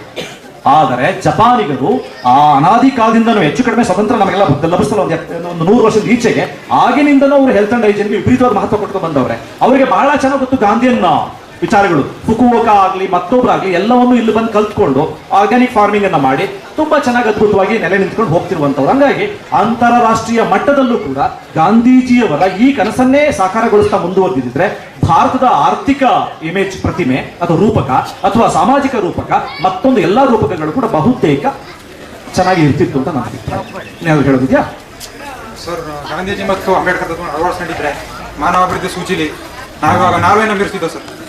ಎಸ್, ಮಾನವ ಅಭಿವೃದ್ಧಿ ಅಂದ್ರೆ ಹ್ಯೂಮನ್ ಡೆವಲಪ್ಮೆಂಟ್ ಅಂತೀವಿ ನಾವು. ಹ್ಯೂಮನ್ ಡೆವಲಪ್ಮೆಂಟ್ ಇಂಡೆಕ್ಸ್, ನಮ್ಗೆ ಅನೇಕ ಇಂಡೆಕ್ಸ್ಗಳಿವೆ. ನಾನು 2 ಇಂಡೆಕ್ಸ್ ಬಗ್ಗೆ ನಾನು ಮಾತಾಡ್ತೀನಿ. ನಾನು ಒಳ್ಳೆ ಕಡೆ ಗಮನ ಸೆಳೆದ. ಗಾಂಧಿ ಮತ್ತು ಅಂಬೇಡ್ಕರ್ ಅವರ ವಿಷಯವಾಗಿ 2 ಇಂಡೆಕ್ಸ್ಗಳ ಬಗ್ಗೆ ಮತ್ತು 3 ಇಂಡೆಕ್ಸ್ಗಳ ಬಗ್ಗೆ ನಾವು ಚರ್ಚೆ ಮಾಡಬಹುದು. ಒಂದು ಹ್ಯೂಮನ್ ಡೆವಲಪ್ಮೆಂಟ್ ಇಂಡೆಕ್ಸ್ ಅಂತ. ಕೂತ್ಕೋಪ್ಪ, very good. Okay, human development index ಅಲ್ಲಿ ನಾನು ಗಾಂಧಿ ಮತ್ತು ಅಂಬೇಡ್ಕರ್ ಇಬ್ಬರನ್ನು ಒಟ್ಟಿಗೆ ತರ್ತೇನೆ. ಗಾಂಧಿಯವರ ಸರಳತೆ, ಓಕೆ, ನಾನು ತತ್ವಗಳ ನೇರವಾಗಿ ಮಾತಾಡ್ತಾ ಇಲ್ಲ ನಾನೀಗ. ಗಾಂಧಿಯವರ ಅಹಿಂಸಾ ನಿಲುವುಗಳು, ಗಾಂಧಿಯವರ ಒಟ್ಟಾರೆ ಅಭಿವೃದ್ಧಿ ಆಗ್ಬೇಕನ್ನುವಂತ ನಿಲುವು, ಅವರ ಪರಿಕಲ್ಪನೆಯಲ್ಲಿನ ಸಮಾನತೆ, ಗಾಂಧಿಯವರ ಸುಸ್ಥಿರ ಆರ್ಥಿಕ ಅಭಿವೃದ್ಧಿ, ಓಕೆ, ಗಾಂಧಿಯವರ ನಾವೆಲ್ಲರೂ ಅನ್ಕೊಳ್ಳದೆ ಇರುವಂತ ಇವತ್ತು ನಾವು ಬೇರೆ ಏನೋ ಒಂದು ಇಮೇಜ್ ಇದೆಯಲ್ಲ, ಅದಲ್ಲ, ಬೇರೆ ರಾಮರಾಜ್ಯದ ಪರಿಕಲ್ಪನೆ, ಇದೆಲ್ಲವೂ ಕೂಡ ಹ್ಯೂಮನ್ ಡೆವಲಪ್ಮೆಂಟ್ ಇಂಡೆಕ್ಸ್ಗೆ ತುಂಬಾ ದೊಡ್ಡ ಕಾಂಟ್ರಿಬ್ಯೂಷನ್ ಮಾಡೋದು. ಒಂದ್ ಕಡೆ ಅಂಬೇಡ್ಕರ್ ಕಡೆ ಬನ್ನಿ. ಗಾಂಧಿ ಮೊಟ್ಟ ಮೊದಲಿಗೆ ಅವರು ಹೋರಾಟ ಮಾಡಲಿಕ್ಕೆ ಶುರು ಮಾಡಿದ್ದು ಸ್ವಾತಂತ್ರ್ಯಕ್ಕಾಗಿ ಅಂದ್ರೆ ಪರಕೀಯರ ಕೈಯಿಂದ ನಮ್ಮ ದೇಶವನ್ನು ಬಿಡಿಸ್ಕೋಬೇಕು. ಫಸ್ಟ್ ಎಲ್ಲದಕ್ಕಿಂತ ಮುಖ್ಯವಾಗಿ ಸ್ವಾತಂತ್ರ್ಯ ಬೇಕಾಗಿದೆ ಅನ್ನುವ ಮಹತ್ವ ಅವರಿಗೆ ತುಂಬಾ ಚೆನ್ನಾಗಿ ಗೊತ್ತಿತ್ತು. ಅದಕ್ಕೋಸ್ಕರ ಹೋರಾಟ ಮಾಡಿದ್ರು. ಆದ್ರೆ ಅವರ ಚಿಂತನೆಗಳು ಅದು ಬಂದ್ಕೂಡ ನಿಂತೋಗ್ಲಿಲ್ಲ, ಅದಷ್ಟಕ್ಕೆ ನಿಂತೋಗ್ಲಿಲ್ಲ. ಅಲ್ಲಿ ಅಹಿಂಸೆ ಬಂತು, ಸರಳತೆ ಬಂತು, ಸುಸ್ಥಿರ ಆರ್ಥಿಕ ಅಭಿವೃದ್ಧಿ ಬಂತು, ಅಂದ್ರೆ ಸಸ್ಟೈನಬಲ್ ಡೆವಲಪ್ಮೆಂಟ್ ಬಂತು, ಎಲ್ಲವೂ ಬಂತು. ಫೈನ್, ಇದು ಹ್ಯೂಮನ್ ಡೆವಲಪ್ಮೆಂಟ್ಗೆ ಸಿಕ್ಕಾಪಟ್ಟೆ ಕಾಂಟ್ರಿಬ್ಯೂಟ್ ಮಾಡುತ್ತೆ, ನೋ ಡೌಟ್. ಆದ್ರೆ ಅಂಬೇಡ್ಕರ್ ಅದೇ ಕಾಲಕ್ಕೆ ತಮ್ಮದೇ ನೆಲೆಗಟ್ಟಿನಲ್ಲಿ ಸ್ವಾತಂತ್ರ್ಯ ಹೋರಾಟ ಕೇಳಿದ್ರು. ಅವರು ಪರಕೀಯರಿಂದ ನಮ್ಮ ದೇಶವನ್ನು ಬಿಡುಗಡೆ ಮಾಡಿಸ್ಲಿಕ್ಕೆ ಹೋರಾಟ ಕೇಳಿದ್ರೆ, ಇವರು ನಮ್ಮೊಳಗಿನ ತಲ್ಲಣಗಳಿದ್ವಲ್ಲ, ದೇಶದ ಆಂತರಿಕ ಸಮಸ್ಯೆಗಳಿದ್ವಲ್ಲ, ದೇಶದ ಆಂತರಿಕ ಸಮಸ್ಯೆ ಅಂದ್ರೆ ಇಲ್ಲಿನ ಧಾರ್ಮಿಕ ಗೊಂದಲಗಳು, ಜಾತಿಯ ಗೊಂದಲಗಳು. ಸೊ ನಮ್ಗೆ ಗೊತ್ತಲ್ಲ, ಬಹುತೇಕ 1250ಕ್ಕೂ ಹೆಚ್ಚು ಭಾಷೆಗಳು, 5000ಕ್ಕೂ ಹೆಚ್ಚು ಜಾತಿಗಳು, 1 ಲಕ್ಷಕ್ಕೂ ಹೆಚ್ಚು ಎಥ್ನಿಕ್ ಗ್ರೂಪ್ಗಳು, ಓಕೆ, 11ಕ್ಕೂ ಹೆಚ್ಚು ಧರ್ಮಗಳು ಈ ದೇಶದಲ್ಲಿದ್ದಾವೆ. ಇಂತಹ ಒಂದು ಕಾಂಪ್ಲೆಕ್ಸ್ ಅನ್ನುವಂತಹ, ಸಂಕೀರ್ಣ ಅನ್ನುವಂತಹ ದೇಶದಲ್ಲಿ ಸಮಾನತೆಯನ್ನು ಹೇಗೆ ತರೋದು ಅನ್ನೋದು ಅಂಬೇಡ್ಕರರ ದೊಡ್ಡ ಕಟುಬದ್ಧವಾದ ನಿಲುವಾಗಿತ್ತು.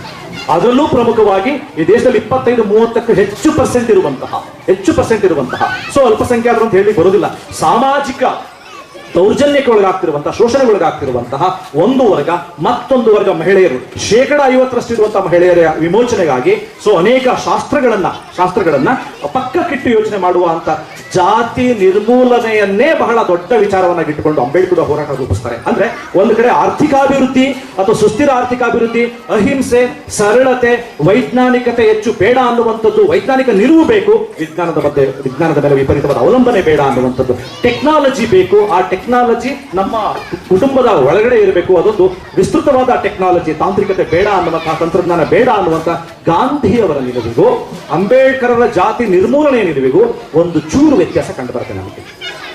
1936ನೇ ಇಸ್ವಿ ಅಂಬೇಡ್ಕರ್ ಅವರಿಗೆ ಒಂದು ಆಹ್ವಾನ ಬರುತ್ತೆ, ಜಾತ್ ಪತ್ ತೋಡಕ್ ಮಂಡಲ್ ಅಂತ ಹೇಳಿ ಲಾಹೋರಿಂದ ಒಂದು ಆಹ್ವಾನ ಬರುತ್ತೆ. ಸರ್, ನಾವು ಒಂದು ಸಮ್ಮೇಳನ ಮಾಡ್ತಾ ಇದ್ದೀವಿ ಜಾತಿ ನಿರ್ಮೂಲನೆಯ ಕುರಿತಾಗಿ, ನೀವು ಬಂದು ಅಧ್ಯಕ್ಷೀಯ ಭಾಷಣವನ್ನ ಮಾಡಬೇಕಂತ ಅಂಬೇಡ್ಕರ್ ಅವರಿಗೆ ಒಂದು ಆಹ್ವಾನ ಬರುತ್ತೆ. ಕೆಲವೇ ದಿನಗಳಲ್ಲಿ ಆಹ್ವಾನವನ್ನು ಅವರು ವಾಪಸ್ ಪಡ್ಕೋತಾರೆ. ಯಾಕೆ ಪಡ್ಕೋತಾರೆ ಅಂದ್ರೆ, ನಿಮ್ಮ ಭಾಷಣದ ಪ್ರತಿಯನ್ನು ನಮಗೆ ಕಳಿಸ್ಕೊಡಿ ಅಂತ. ನಿಮ್ಮ ಭಾಷಣದ ಪ್ರತಿಯನ್ನ ನಮಗೆ ಕಳಿಸ್ಕೊಡಿ, ಆ ಭಾಷಣ ಹೇಗಿದೆ ಅನ್ನೋದ್ರ ಮೇಲೆ ನಿಮ್ಮನ್ನು ಆಹ್ವಾನ ಮಾಡ್ಬೇಕಾ ನಾವು, ಅದು ಬೇಡವಾ ಅಂತ ಹೇಳಿ ಜಾತ್ ಪತ್ ತೋಡಕ್ ಮಂಡಲ್ ಅವರು 1936ರಲ್ಲಿ ಬರೀತಾರೆ ಅಂಬೇಡ್ಕರ್ ಅವರಿಗೆ. ಅಂಬೇಡ್ಕರ್ ಅವರಿಗೆ ಮಹಾನ್ ಸಿಟ್ಟು ಬರುತ್ತೆ. ನಾನು ನನ್ನ ಸಿದ್ಧ ಭಾಷಣದ ಪ್ರತಿಯನ್ನು ಕಳಿಸೋದಿಲ್ಲ, ನನ್ನನ್ನು ಹಂಗೆ ನೇರವಾಗಿ ಇನ್ವೈಟ್ ಮಾಡಿದ್ರೆ ಮಾತ್ರ ನಾನು ಭಾಷಣ ಮಾಡ್ತೀನಿ, ಇಲ್ಲದೆ ಬೇಡ ಅಂತ ಹೇಳಿ ಅವರೇ ಬೈಕಾಟ್ ಮಾಡ್ತಾರೆ ಅದನ್ನ.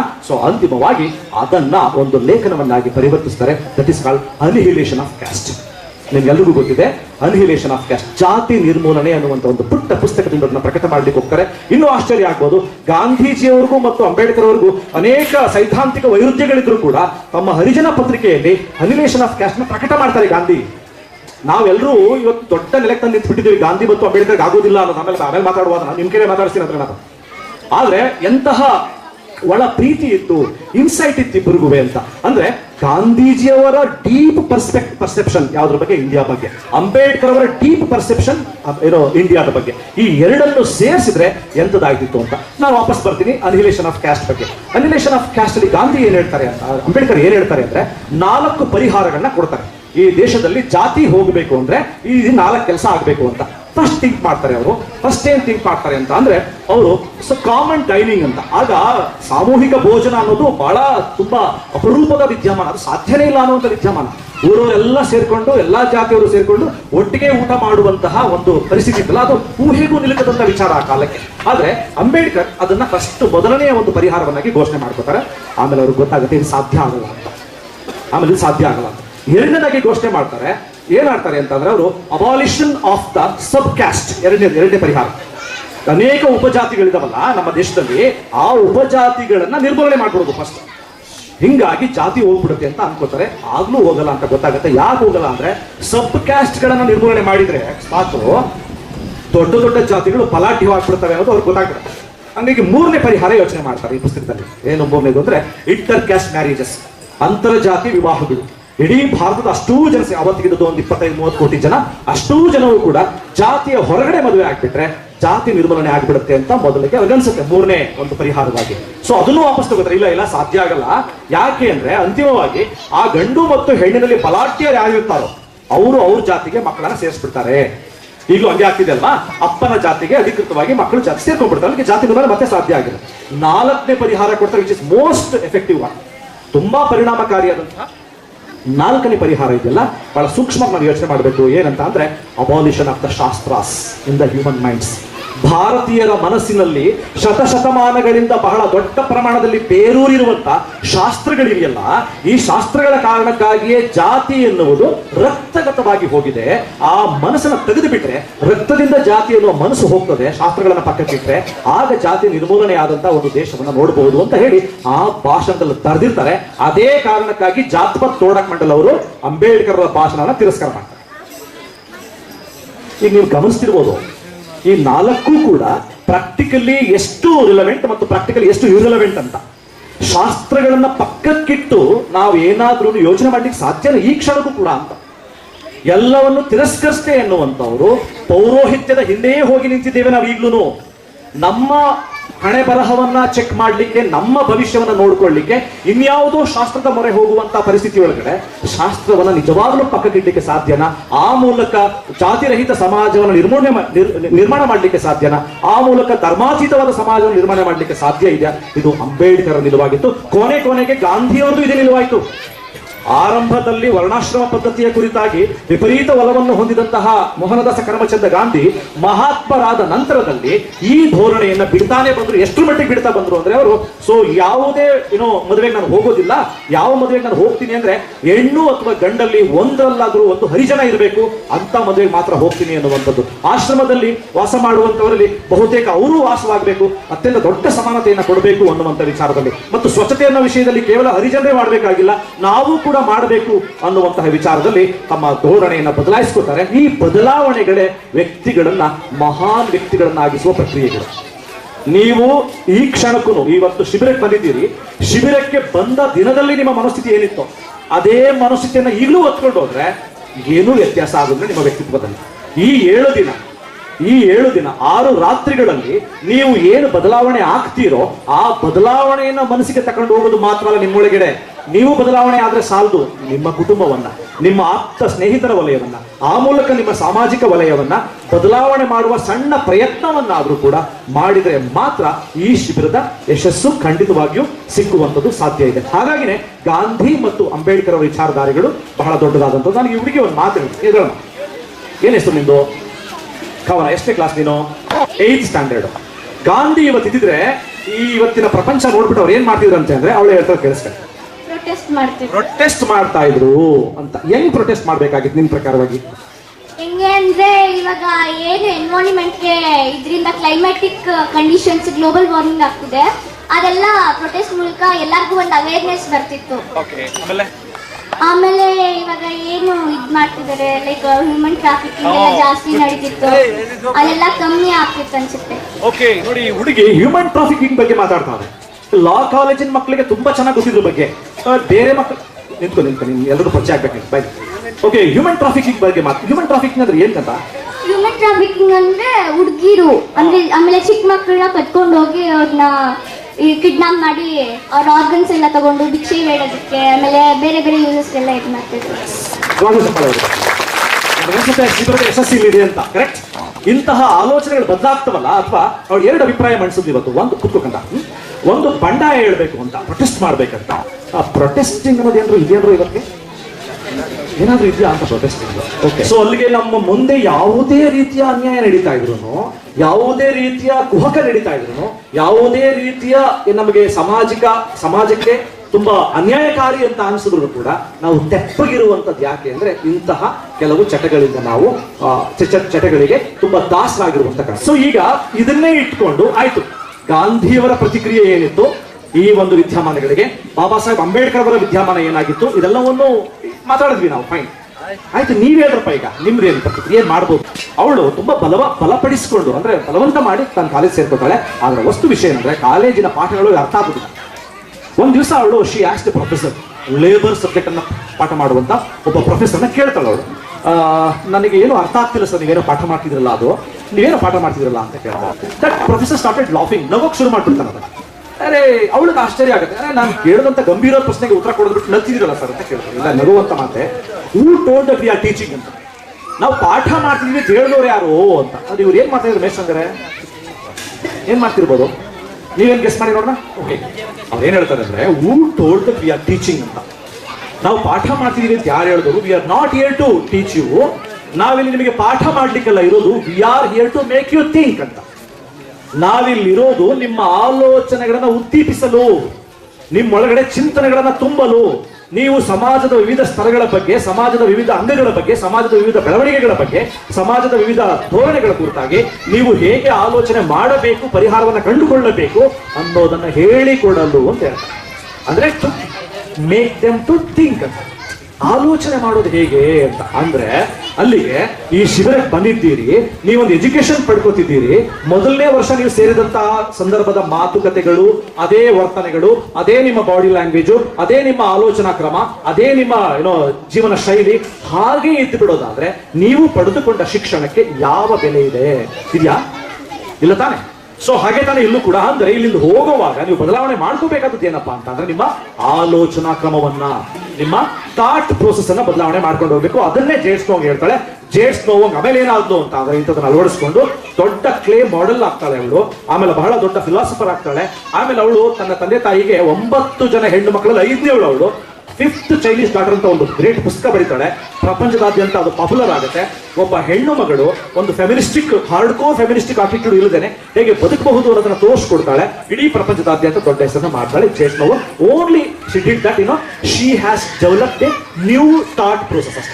ಹೊಸ ಆಲೋಚನಾ ಕ್ರಮವನ್ನು ಅವಳು ರೂಢಿಸಿಕೊಂಡಳು ಅಷ್ಟೇ ಆಗಿದ್ದು, ಬೇರೆ ಏನೂ ಆಗ್ಲಿಲ್ಲ ಅವಳು. ಆಲೋಚನಾ ಕ್ರಮ ಯಾವಾಗ ಬದಲಾಯಿತೋ ಜೀವನ ಕ್ರಮವೂ ಬದಲಾಗಬೇಕು. ಕರೆಕ್ಟ್ ಅಲ್ವಾ? ಆಲೋಚನಾ ಕ್ರಮ ಗಾಂಧಿಯ ಸ್ವರೂಪದಲ್ಲಾದ್ರೆ ಜೀವನ ಕ್ರಮ ಬದಲಾಗ್ತದೆ. ಆಲೋಚನಾ ಕ್ರಮ ಬಾಬಾ ಸಾಹೇಬ್ ಅಂಬೇಡ್ಕರ್ ಅವರ ಕ್ರಮದಲ್ಲಿ ಬದಲಾದ್ರೆ ಜೀವನ ಕ್ರಮವೂ ಬದಲಾಗ್ತಾ ಹೋಗ್ತದೆ. ಅಂದ್ರೆ ಇವತ್ತಿನ ಪ್ರಸ್ತುತ ದಿನಮಾನಗಳಿಗೆ ಗಾಂಧಿಯವರ ಚಿಂತನೆಗಳನ್ನ, ಅಂಬೇಡ್ಕರ್ ಅವರ ಚಿಂತನೆಗಳನ್ನ ಇಟ್ಕೊಳ್ಬೇಕಾಗುತ್ತೆ. ಈಗ ನಾನು ಲಾಸ್ಟ್ ಒಂದು ಪ್ರಶ್ನೆ ಕೇಳ್ತೀನಿ. ಗಾಂಧಿ ಮತ್ತು ಅಂಬೇಡ್ಕರ್ ಅನ್ನೋ ವಿಚಾರಕ್ಕೆ ಬಂದಾಗ ಯಾಕಿಷ್ಟು ವಿವಾದ ಅಂತ ಗಾಂಧಿವಾದಿಗಳು ಅನ್ನಿಸ್ಕೊಂಡವರು ನಾವೆಲ್ಲರೂ ಯೋಚನೆ ಮಾಡುವಾಗ ಏನಾದ್ರೂ ಅಂಬೇಡ್ಕರ್ ಅವರ ವಾದಗಳನ್ನ, ಅಂಬೇಡ್ಕರ್ ಅವರ ಆಲೋಚನೆಗಳನ್ನ ಕುಹಕದಿಂದ ನೋಡುವಂಥದ್ದು ಅಥವಾ ಕೆಟ್ಟದಾಗಿ ನೋಡುವಂಥದ್ದು ಅಥವಾ ಒಂದು ಡಿಗ್ರೇಡೆಡ್ ಧೋರಣೆಯಿಂದ ನೋಡುವಂಥದ್ದು ಸಾಧ್ಯ ಇದೆಯಾ?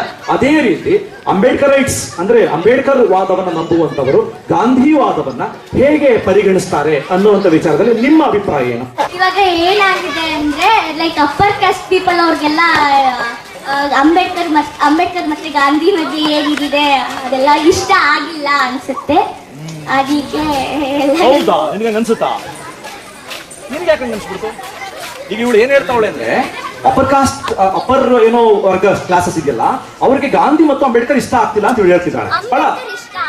ಅಂಬೇಡ್ಕರ್ ಇಷ್ಟ ಆಗಿಲ್ಲ. ನಿನ್ಗೆ ಯಾಕೆ ಅನಿಸ್ತು? ಯಾಕಂದ್ರೆ ಅವರು ಕಾನ್ಸ್ಟಿಟ್ಯೂಷನ್ ಅಲ್ಲಿ ಎಲ್ಲ ಈಕ್ವಾಲಿಟಿ ಇರ್ಬೇಕು. ಆ ಕಾಲದಲ್ಲೆಲ್ಲ ಅವರು ಏನು ಲೇಬರಿಂಗ್ ಮಾಡ್ತಿದ್ರು ಅಪ್ಪರ್ ಕಾಸ್ಟ್ ಪೀಪಲ್ ಅವರು. ಅದು ಇವಾಗ ಇರಲ್ಲ, ಅವ್ರಿಗೆ ಏನು ಸಿಗಲ್ಲ, ಏನು ಅಥಾರಿಟಿ ಸಿಗಲ್ಲ. ಅಲ್ಲ, ಈಗ ನೀವು ನಿಜವಾಗ್ಲೂ 8ನೇ ಕ್ಲಾಸ್ 18ನೇ ಕ್ಲಾಸ್ ಅಂತ ಅಲ್ರಿ ಈ ಹುಡುಗಿನ ಎಂತ ಇನ್ಸಿಟ್ ಇದೆ ಅಂತ ಅಲ್ವಾ ಸಟ್ರೆ? So happy it is. ಅವಳು ಎಷ್ಟು ಕರೆಕ್ಟ್ ಆಗಿ ತಗೊಂಡು ಹೋಗ್ತಿದ್ದಾಳೆ ಅಂತ. ಏನ್ ಹೆಸರು ಅಂತ ಪ್ರಶ್ನಿದ್ದು? ಯಾವ ಶಾಲೆ? ಒಂದು ಈಗ ನಿನಗೆ ಇದೆಲ್ಲ ಹೆಂಗ್ ಗೊತ್ತಾಗ್ತದೆ ಅಂತ ನೋಡಿ, ಇವಳೇ ಕೇಳೋಣ. ನಮ್ಗೆಲ್ರಿಗೂ ಇವಳೇ ಮಾದ್ರು. ಈಗ ಇದೆಲ್ಲ ಹೆಂಗ್ ಗೊತ್ತಾಗ್ತದೆ ಕಂಡ ನಿನಗೆ? ಮನೇಲಿ ಚರ್ಚೆ ಆಗ್ತಿದೆ ಅಂತ ವಿಷಯ ಇದು. ಚರ್ಚೆ ಆದ್ರೆ ನಮ್ಮ ಥಾಟ್ ಪ್ರೋಸೆಸ್ ಬದಲಾಗ್ತದೆ ಅನ್ನೋದಕ್ಕೆ 2 ಎಕ್ಸಾಂಪಲ್ಗಳಿವೆ. ಇವಳಂತೂ ಹಾರ್ಡ್ ಕೋರ್ ಬಿಡಿ, ಇವಳು ಸಿಕ್ಕಾಪಟ್ಟೆ ಹಾರ್ಡ್ ಕೋರ್ ಇದ್ದಾಳೆ. ಇವಳು ಸಾಫ್ಟ್ ಕೋರ್ ಇದ್ದಾಳೆ, but it's also good, very good. Okay, so ಇವರಿಬ್ಬರಿಗೂ ಕ್ಲಾಪ್ ಮಾಡೋಣ. ಒಂದು ಚೂರು ಹಿಂಗೆ ಅಳವಡಿಸ್ಕೋಬಹುದಾ ಅಂತ ನಾವು ಒಂಚೂರು ಅಳವಡಿಸ್ಕೋಬಹುದಾ? ಒಂದು ಚೂರು ಗಾಂಧಿಯವರನ್ನ ಒಳಗಡೆ ತಗೋಬಹುದಾ? ಒಂಚೂರು ಅಂಬೇಡ್ಕರ್ ಅವರನ್ನ ಒಳಗಡೆ ತಗೋಬಹುದಾ? ಗಾಂಧಿಯವರ ಮತ್ತು ಅಂಬೇಡ್ಕರ್ ತತ್ವಗಳಲ್ಲಿ ಯಾವುದೇ ಬಹಳ ದೊಡ್ಡ ವ್ಯತ್ಯಾಸಗಳೇನಿಲ್ಲ. ಆ ಕಾಲದ ಐತಿಹಾಸಿಕ ಘಟನಾವಳಿಗಳಿಗೆ ಅವರ ಪ್ರತಿಕ್ರಿಯೆ ಹಂಗಿತ್ತಷ್ಟೇ ಅವಾಗ. ಅದನ್ನೇ ಈಗಲೂ ಇಟ್ಕೊಂಡು ಹೋದ್ರೆ, ನಾವು ಅದನ್ನೇ ಈಗಲೂ ಪಾಲಿಸ್ಕೊಂಡು ಹೋದ್ರೆ ನಮ್ಮ ಅಭಿವೃದ್ಧಿ ಖಂಡಿತ ಸಾಧ್ಯ ಆಗೋದಿಲ್ಲ. ಸೊ ಇಬ್ಬರನ್ನು ಪಕ್ಕಕ್ಕೆ ನಿಲ್ಲಿಸಿ ನೋಡಿ, ಇಬ್ಬರ ಎಲ್ಲ ಒಳ್ಳೆಯದೇ ಇದೆ, ಎಲ್ಲವನ್ನೂ ನಾವು ಅಳವಡಿಸಿಕೊಂಡಾಗ ಮಾತ್ರ ಪ್ರಾಯಶಃ ಗಾಂಧಿಯವರು ಮತ್ತು ಬಾಬಾ ಸಾಹೇಬ್ ಅಂಬೇಡ್ಕರ್ ಅವರು ಕಂಡ ಭಾರತದ ಬಗ್ಗೆ ಕಂಡಂತ ಕನಸನ್ನು ನಾವು ಈಡೇರಿಸಲಿಕ್ಕೆ ಸಾಧ್ಯ ಇದೆ. ಅದಕ್ಕೆ ನಾವು ವಿಪರೀತ ತ್ಯಾಗ ಮಾಡಬೇಕಾದದ್ದು ಏನಿಲ್ಲ. ಒಂದಿಷ್ಟು ಆಲೋಚನೆಯನ್ನ ಬದಲಾಯಿಸ್ಕೋಬೇಕಾಗ್ತದೆ. ಅಂಡ್ ನಾವು ಬಂದಿರುವಂತ ಪ್ರೆಸೆಂಟ್ ಅಲ್ಲಿ ಬದುಕುವಂಥದ್ದು. ಅಂದ್ರೆ ಈಗ ನೀವು ಲಾ ಓದ್ಲಿಕ್ಕೆ ಬಂದಿದ್ದೀರಿ, ನೀವು ಇಲ್ಲಿ ಸೈನ್ಸ್ ಓದ್ಲಿಕ್ಕೆ ಬಂದಿದ್ದೀರಿ, ಅಥವಾ ನೀವು ಇಲ್ಲಿ ಆರ್ಟ್ಸ್ ಅಥವಾ ಕಾಮರ್ಸ್ ಅಥವಾ ಮ್ಯಾನೇಜ್ಮೆಂಟ್ ಓದ್ಲಿಕ್ಕೆ ಬಂದಿದ್ದೀರಿ. ನಿಮ್ಮ ಪ್ರಮುಖ ಆದ್ಯತೆ ನಿಮ್ಮ ಎಜುಕೇಶನ್ಗೆ ಹೆಚ್ಚು ಗಮನ ಕೊಡುವಂಥದ್ದು, ನಿಮ್ಮ ಬದುಕನ್ನ ಕಟ್ಟಿಕೊಳ್ಳುವಂಥದ್ದು. ಇದರ ಜೊತೆಗೆ ನಿಮ್ಮ ಕೌಟುಂಬಿಕ ಪ್ರಗತಿ, ನಿಮ್ಮ ಸಾಮಾಜಿಕ ಹಿನ್ನೆಲೆಯಿಂದ ಬಂದಲ್ಲ ಆ ಸಮಾಜದ ಸಮುದಾಯದ ಪ್ರಗತಿ, ಒಟ್ಟಾರೆ ಸಮುದಾಯದ ಪ್ರಗತಿಯನ್ನ ಒಂದು ಕನಸನ್ನ ಕಾಣುವುದಷ್ಟೇ ಅಲ್ಲದೆ ಸಾಕಾರಗೊಳಿಸಿಕೊಳ್ಳುವಂತಹ ನಿಟ್ಟಿನಲ್ಲಿ ನೀವು ಕೆಲಸ ಮಾಡಿದ್ರೆ ಪ್ರಾಯಶಃ ಗಾಂಧಿಯವರು ಕಂಡ ಕನಸನ್ನು ಹಾಗೆ ಅಂಬೇಡ್ಕರ್ ಅವರು ಕಂಡಂತ ಕನಸನ್ನು ನನಸು ಮಾಡಲಿಕ್ಕೆ ಯಾವುದೇ ತಪ್ಪು ಅಥವಾ ಕಷ್ಟ ಆಗಲಾರದು ಅಂತ ನಾನು ನಂಬುತ್ತೇನೆ. ಐ ಥಿಂಕ್ ನಾನು ಈ ಸಂವಾದದ ಮಾತುಕತೆಯನ್ನು ನಿಲ್ಲಿಸಬೇಕು ಅಂತ ಅನ್ನೋದಕ್ಕಿಂತ ನಿಮ್ಮ ಇವತ್ತಿನ ಸೆಷನ್ ಅನೇಕ ಹೊಸ ವಿಚಾರಗಳು ಒಡಮೂಡುದು ನನ್ನಿಂದಲ್ಲ ಇವಳಿಂದಾನೆ. ಓಕೆ, ಸೊ ಇದು ನಿಜವಾಗ್ಲೂ ಈ ತರದ brain storming sessions. Okay, so ನಮಗೆ ನಿಜವಾಗ್ಲೂ ಅವಶ್ಯಕತೆ ಇದೆಯಾ? ಈ ತರದ ಮಾತುಕತೆಗಳಾಗಬೇಕಾ? ಅಟ್ಲೀಸ್ಟ್ ಬೇರೆಯವರು ಹೇಗಾದರೂ ಇರಲಿ, ಕನಿಷ್ಠ ಈ ತರದ ಒಂದು ಆದರ್ಶಮಯ ಗ್ರಾಮಕ್ಕೆ ಬಂದಂತ ನೀವುಗಳು, ಇಂತಹ ಒಂದಷ್ಟು ಶಿಬಿರಗಳಿಗೆ ಬಂದಂತ ನೀವುಗಳು, ಇಂತಹ ಒಂದು ಹೊಸ ಆಲೋಚನೆಯನ್ನು ರೂಢಿಸಿಕೊಳ್ಳುವಂತಹ ನೀವುಗಳಿಂದ ಒಂದಿಷ್ಟು ಬದಲಾವಣೆ ಆದ್ರೆ ಬಹಳ ಒಳ್ಳೇದು ಅಂತ ನಿಮ್ಮ ಅಭಿಪ್ರಾಯ ಏನಾದ್ರೂ ಮಂಡಿಸ್ತೀರಾ? ನಾನು ನಮ್ಮ ತಂದೆ ಹತ್ರ ಕೇಳಿದೆ, ಅಲ್ಲ ಪಾಪ ಈ ತರ SC ಕ್ಯಾಸ್ಟ್ ಅವ್ರಿಗೆ ಯಾಕೆ ಈ ತರ ರಿಸರ್ವೇಶನ್ ಕೊಡ್ತಾರೆ, ನಮ್ಗೆ ಯಾಕೆ ಕೊಡಲ್ಲ? ಸ್ಕಾಲರ್ಶಿಪ್ ಏನಕ್ಕೆ ಕೊಡಲ್ಲ, ಬಸ್ ಪಾಸ್ ಏನಕ್ಕೆ ಕಮ್ಮಿ ಮಾಡಲ್ಲ ಅಂತ ಕೇಳಿದೆ. ನಮ್ಮ ತಂದೆ ಅವತ್ತಿನ ಥಿಂಕಿಂಗ್ ಕರೆಕ್ಟ್. ನಮ್ಮ ತಂದೆ ನಂಗೆ ಒಂದೇ ಮಾತು ಹೇಳಿದ್ರು, ನೀನು ಒಂದು ದಿನ ಈಗ ಆಗಿನ ಪರಿಸ್ಥಿತಿಲಿ ಒಂದು ದಿನ ಹೋಗೋರು ಮನೇಲಿ ಇದ್ಬಿಟ್ಟು ಬಂದ್ಬಿಟ್ಟು ನೀನು ಹೇಳಿದ್ರೆ ನಾನು ಕೇಳ್ತೀನಿ ಅಂತ. ಬಟ್ ನನಗೆ ಅವತ್ತು ರಿಯಲೈಸ್ ಆಗಲಿಲ್ಲ. ನನ್ನ ಓನ್ ಥಿಂಕಿಂಗ್ ಬಂದಮೇಲೆ ನಾನು ಇವತ್ತು ಇಲ್ಲಿ ಬಂದು ಕೂತ್ಕೊಂಡಿದ್ದೀನಿ. ನನ್ನ ಸ್ನೇಹಿತರಿದ್ದಾರೆ. ನಾನು ಯಾವತ್ತೂ ಯಾರನ್ನೂ ಕೂಡ ಕ್ಯಾಸ್ಟ್ ಅಂತಾಗಲಿ ರಿಲಿಜನ್ ಅಂತಲ್ಲಿ ನೋಡಿಲ್ಲ. ನಾವೆಲ್ಲ ಒಂದು. ಬಟ್ ನನಗೆ ನನ್ನ ಜೀವನದಲ್ಲಿ ಆಸೆ ಇರೋದೇನು ಅಂದರೆ, ನಾನು ಸಾಯೋ ಮುನ್ನ ಕ್ಯಾಸ್ಟ್ ಸರ್ಟಿಫಿಕೇಟ್ ಅನ್ನೋದು ಇರಬಾರ್ದು. ನನಗೆ ಕ್ಯಾಸ್ಟ್ ಸರ್ಟಿಫಿಕೇಟ್ ಬೇಡ. ನಾನು ನನ್ಗೊಂದು ಕಾಲೇಜ್ ಅಪ್ಲಿಕೇಶನ್ ನಲ್ಲಿ ಫಿಲ್ ಮಾಡ್ಬೇಕಾರೆ OBC ಜನರಲ್ 2-8 ನನಗಿದೇನು ಬೇಡ. ಆ ಕನಸು ಈಡೇರಬೇಕು ಅಂತ ಸರ್ ಕೂತಿರಲ್ಲ, ಅಲ್ಲೊಂದು ಬಾವಿ ಇದೆ ಅಂತ ಅನ್ಕೋ. ಏನಿದೆ? ಬಾವಿ ಇದೆ. ನಿಮಗೆ ನೀರು ಬೇಕು. ಏನ್ ಬೇಕು ನಿಮಗೆ? ನೀರು ಬೇಕು. ಓಕೆ, ನಿಮ್ ಕೈಗೆ ಒಂದು ಬಿಂದಿಗೆ ಕೊಡ್ಲಾಗ್ತದೆ. ಇಲ್ಲಿರೋ ಎಲ್ರಿಗೂ ಬಿಂದಿಗೆ ಕೊಡ್ಲಾಗ್ತದೆ. ನೀವು ಎಲ್ಲಿದ್ರು ಅಲ್ಲೇ ಇರ್ತೀನಿ. ನಿಮ್ ಕೈಗೆ ಒಂದು ಬಿಂದಿಗೆ ಕೊಡ್ಲಾಗ್ತದೆ ಮತ್ತು ಎಲ್ಲರಿಗೂ ಕೂಡ ಸಮಾನವಾದ ಅಂತರವಿರುವ ಒಂದು ಹಗ್ಗ ಕೊಡ್ಲಾಗ್ತದೆ. ನೀನ್ ನೀರ ಸೇರ್ಕೊಂಡು ಕುಡಿಯಪ್ಪ ನೀನು ಅಂತ. ಆ ಹಗ್ಗ ಎಷ್ಟದೆ ಅಂತ ಅಂದ್ರೆ ಒಂದು 10 ಅಡಿ ಅಥವಾ 12 ಅಡಿ ಇರುತ್ತೆ. ಎಲ್ಲರಿಗೂ ಈಕ್ವಲ್ ಆಗಪ್ಪ ಏನೋ ಹಗ್ಗ ಕೊಡ್ತಾರೆ. ಎಲ್ಲರಿಗೂ ಒಂದು ಬಿಂದಿಗೆ ಕೊಡ್ತಾರೆ ಮತ್ತು ನೀವು ಅಲ್ಲಲ್ಲೇ ಇದ್ಕೊಂಡು ನೀರು ಸೇರ್ಕೋಬೇಕು ಅಂತ ಹೇಳ್ತಾರೆ. ಯಾರಕ್ಕ ಯಾರು ಕಟ್ಕೊಳ್ಳೋದು ಈಗ ಬೇಡ. ಫಸ್ಟು ನೀವು ಅದೇ 10 ಮೀಟರ್ ಇವ್ರ ಮುಂದೆ ಕುಂತವ್ರು ಇವ್ರು ತಗೊಂಡ್ಬಿಡ್ತಾರೆ. ಇವರು ಒಂಚೂರು ನಿಗ್ರಿ ಪಗ್ರಿ ಎಲ್ಲ ತಗೊಂಡ್ಬಿಡ್ತಾರೆ. ಈಗ ನಿನ್ ಕೈಲಾಗತ್ತಾ ಅವ್ರ ಕೈಲಾಗತ್ತಾ ಅಂತ ಆಗುತ್ತಾ? ಆಗ ಅದಕ್ಕೊಂದು ಕೆಲಸ ಏನ್ ಮಾಡಿ, ಇವಳು ಒಂದು ಟೆಕ್ನಿಕ್ ಕೊಟ್ಲು. ಏನ್ ಮಾಡ್ಬೇಕಂತ ಅಂದ್ರೆ, ಕನಿಷ್ಠ 2-3 ಹಗ್ಗನ ಕಟ್ಕೊಂಡು ನೀರನ್ನ ಸೇರ್ಕೋಬಹುದು. ಅಂದ್ರೆ ಇಲ್ಲಿ ಸಹನೆ ಇದೆ, ಸಹಬಾಳ್ವೆ ಇದೆ. ಕರೆಕ್ಟ್ ಇದೆಯಲ್ವಾ? ಇಲ್ಲಿ ಸಮಾನತೆ ಇದೆ, ಸಮಾನ ಹಂಚಿಕೆ ಇದೆ, ಎಲ್ಲವೂ ಕೂಡ ಸಾಧ್ಯ ಆಗತ್ತೆ. ಅಂದರೆ ಅದರ ಅರ್ಥ, ಯಾರಿಗೆ ಸವಲತ್ತುಗಳ ಕೊರತೆ ಅನಾದಿ ಕಾಲದಿಂದ ಬಂದಿದೆಯೋ ಅವರನ್ನು ಎಲ್ಲರೊಟ್ಟಿಗೆ ಸೇರಿಸ್ಕೊಂಡಾಗ ಮಾತ್ರ ಎಲ್ಲರ ಅಭಿವೃದ್ಧಿ ಸಮಾನವಾಗತ್ತೆ ಅನ್ನೋದು ಈ ಇಬ್ಬರೂ ದಾರ್ಶನಿಕರು ಮಾತ್ರವಲ್ಲ, ಅಂದ್ರೆ ಗಾಂಧಿ ಮತ್ತು ಅಂಬೇಡ್ಕರ್ ಮಾತ್ರವಲ್ಲ, ಆ ಕಾಲದ ಅಂದ್ರೆ ಇವತ್ತಿಗೂ ಅಂತ ಅನೇಕ ಮಹನೀಯರಿದ್ದಾರೆ. ಅವರೆಲ್ಲರ ಅಭಿಪ್ರಾಯ ಕೂಡ ಅದೇ ಆಗಿತ್ತು ಅನ್ನುವಂಥದ್ದು. ಓಕೆ, ಗೇಟ್ವೇ ಸಿದ್ಧಾಂತ ಅಂದ್ರೆ ಮೊಟ್ಟ ಮೊದಲ ಬಾರಿಗೆ ಯಾರು ಈ ಇಂಟಾಕ್ಸಿಕೇಶನ್ ನ ಒಂದು ವ್ಯಾಮೋಹಕ್ಕೆ ಒಳಗಾಗ್ತಾರೋ ಅದನ್ನ ಗೇಟ್ವೇ ಅಂತ ನಾವು ಕರಿತೀವಿ. ಅದನ್ನ ಅಂದ್ರೆ ಮೊದಲ ಬಾರಿಗೆ ಆ ನಿಕೋಟಿನ್ ಟೇಸ್ಟ್ ಮಾಡುದು, ಮೊದಲ ಬಾರಿಗೆ ಒಂದು ಸ್ಮೋಕಿಂಗ್ ಟೇಸ್ಟ್ ಮಾಡಿದ್ದು, ಮೊದಲ ಬಾರಿಗೆ ಒಂದು ಲಿಕ್ಕರ್ ಅಂದ್ರೆ ಆಲ್ಕೋಹಾಲ್ ಟೇಸ್ಟ್ ಮಾಡಿದಂಥದ್ದು, ಮೊದಲ ಬಾರಿಗೆ ಒಂದು ಗಾಂಜಾ ಅಥವಾ ಚರಸ್ ಅಥವಾ ಮತ್ತೊಂದಷ್ಟು ಬ್ರೌನ್ ಶುಗರ್ ಅಂತಹ ಮಾದಕ ವಸ್ತುಗಳನ್ನು ಟೇಸ್ಟ್ ಮಾಡಿದ್ದನ್ನ ನಾವು ಗೇಟ್ವೇ ಅಂತ ಕರಿತೀವಿ. ಈ ಗೇಟ್ವೇ ಎಷ್ಟರ ಮಟ್ಟಿಗೆ ಕೆಟ್ಟದಾಗಿದೆ ಅಂದ್ರೆ, ಒಂದು ವರ್ಷಕ್ಕೆ ಆವರೇಜು 4 ರಿಂದ 8 ಲಕ್ಷ ಯುವಕರು ಒಂದು ವರ್ಷಕ್ಕೆ ಹುಡುಗರಾಗ್ತಿದ್ದಾರೆ, ಸ್ಮೋಕರ್ಸ್ ಆಗ್ತಿದ್ದಾರೆ ಮತ್ತು ಡ್ರಗ್ ಅಬ್ಯೂಸರ್ಸ್ ಆಗ್ತಿದ್ದಾರೆ. ಸೊ ಇದು ಯಾವ ನೆಲೆಗೆ ತಗೊಂಡು ಹೋಗ್ತಿರ್ಬೋದು ಒಂದು ಸ್ವಲ್ಪ ಹಂಗೆ ಯೋಚನೆ ಮಾಡಿ. ನಿಮ್ಮೊಳಗಡೆ ನಾನು ಉತ್ತರಗಳನ್ನ ಕೊಟ್ಟು ಹೋಗ್ತಾ ಇಲ್ಲ, ಇಲ್ಲಿಂದ ಪ್ರಶ್ನೆಗಳನ್ನ ನೆಟ್ಬಿಟ್ಟು ಹೋಗ್ತಾ ಇದ್ದೀನಿ. ಪ್ರಶ್ನೆಗಳು ಮುಂದಿನ 5 ದಿನ ಇಲ್ಲಿ ನಿಮ್ಮ ತಲೆ ಕೊರಿಲಿ, ನಿಮ್ಮೊಳಗಡೆ ಉತ್ತರ ಹುಡುಕಾಡ್ಲಿ. ಮತ್ತು ಇಲ್ಲಿಂದ ಹೊರಗಡೆ ಹೋದ್ಮೇಲೂ ಕೂಡ ಇಂತಹ ಹುಡುಗ ದರ್ಶನ್ ಅಂತಹ, ಮದನ್ ಅಂತಹ, ಸುಜಿತ್ ಕುಮಾರ್ ಅಂತಹ ಅಥವಾ ನೀವೆಲ್ಲರೂ ಆ ಶಕ್ತಿ ಇದೆ. ಎಸ್ಪೆಷಲಿ ಆ ಹುಡುಗಿಯ, ನನಗಂತೂ ಅವಳು ತುಂಬಾ ಹಾರ್ಡ್ಕೋರ್ ಅನಿಸ್ತಿದ್ದಾರೆ. She is a wonderful thinker ಅವಳು. ಸೊ ಹಂಗಾಗಿ ಇವರ ರೀತಿಯಲ್ಲಿ ನೀವೆಲ್ಲರೂ ಆಲೋಚನೆ ಮಾಡುವಂತಾಗ್ಲಿ. ಮತ್ತು ಆಲೋಚನೆ ಬರೀ ಆಲೋಚನೆ ಮಾಡ್ಕೊಂಡು ಕೂತ ನಮ್ಮ ಮಗಳು ಹೇಳ್ತಿರ್ತಾಳೆ, ಈ ಖ್ಯಾತ ಚಿಂತಕರು ಅಂತ ಇರ್ತಾರಲ್ಲಪ್ಪ, ಅವ್ರ ಏನ್ ಕೆಲಸ ಅಂತ ಏನಂತಾರ? ಖ್ಯಾತ ಚಿಂತಕರು, ಪ್ರಗತಿಪರ ಚಿಂತಕರು, ಅವ್ರ ಕೆಲಸ ಏನೋ ಚಿಂತೆ ಮಾಡ್ಕೊಂಡು ಕೂತ್ಕೊಳ್ಳೋದ ಅಂತ. ಸೊ ಕೇವಲ ಚಿಂತೆಗಳು ಮತ್ತು ಚಿಂತನೆಗಳಿಂದ ಏನು ತೀರಾ ಎಲ್ಲವೂ ಸಿದ್ಧಪಡಿಸ್ಲಿಕ್ಕೆ ಆಗೋದಿಲ್ಲ. ನಾವ್ಯಾವ ರಾಜ್ಯವನ್ನ ಕಟ್ಟಬೇಕಂತಿದೀವೋ ಆ ರಾಜ್ಯವನ್ನ ಅದು ಅನುಷ್ಠಾನಗೊಂಡಲ್ಲಿ ಮಾತ್ರ ಅದಾಗುತ್ತದೆ. ಆ ಅನುಷ್ಠಾನಕರು ನೀವಾಗಿ ಅಂತ ಹೇಳಿ ನಿಮಗೆ ಹೇಳ್ತಾ ನನ್ನ ಧನ್ಯವಾದಗಳನ್ನು ತಿಳಿಸ್ತೀನಿ.